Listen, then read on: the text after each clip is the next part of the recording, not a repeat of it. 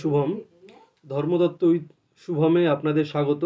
আমি মনুস্মৃতি নিয়ে কথা বলছিলাম। মনুস্মৃতিতে অনেক খারাপ খারাপ কথা লেখা আছে, অনেকেই বলেন, কিন্তু আমি আজকে কয়েকটা কথা বলবো। এই কথাগুলো খারাপ বা ভালো কি না সেটা আপনারা বিবেচনা করবেন। দ্বিতীয় অধ্যায়ের 129তম শ্লোক, সেখানে বলা হচ্ছে পরস্ত্রী এবং পিতৃবংশীয় যদি না হয় অন্য নারী,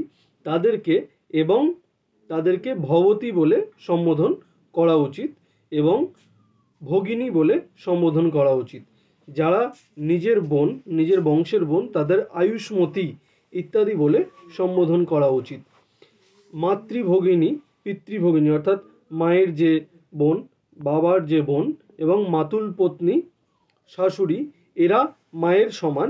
এদেরকে পায়ে হাত দিয়ে অভিবাদন করা উচিত। এখানে অভিবাদন কথাটা বলছে, প্রণাম করা উচিত। আচার্য, পিতা, মাতা এবং সহোদর, জ্যেষ্ঠ ভ্রাতা এরা যদি কোনো কারণে পীড়িত করে, কিন্তু তাদেরকে অবমাননা করা উচিত নয়, এই কথা বলা হচ্ছে।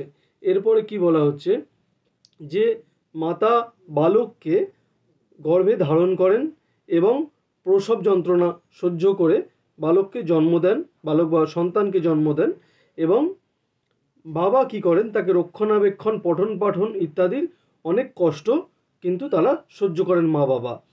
এই সন্তানরা কিন্তু এখানে বলছেন শত শত বৎসরে, শত শত জন্মেও তার পরিশোধ করিতে সমর্থ হইবে না। অর্থাৎ মনু বলছেন যে সন্তানদের কথা বলছেন যে তারা কিন্তু এই ঋণ পরিশোধ করতে পারবে না। তারপরে কি বলছেন, পিতা, মাতা, আচার্য এদের হিত সাধন করার জন্যে হিত সাধন করা উচিত এবং তাতে তাদের প্রীতি জন্মাবে। বাবা, মা এবং আচার্যর যদি প্রীতি জন্মায় তাহলে কি হবে, বলছেন যেহেতু এই তিনজন সন্তুষ্ট থাকলে সমস্ত তপস্যার ফল পাওয়া যায়। বাবা, মা এবং আচার্য যদি সন্তুষ্ট থাকে তাহলে সমস্ত তপস্যার ফল পাওয়া যায়।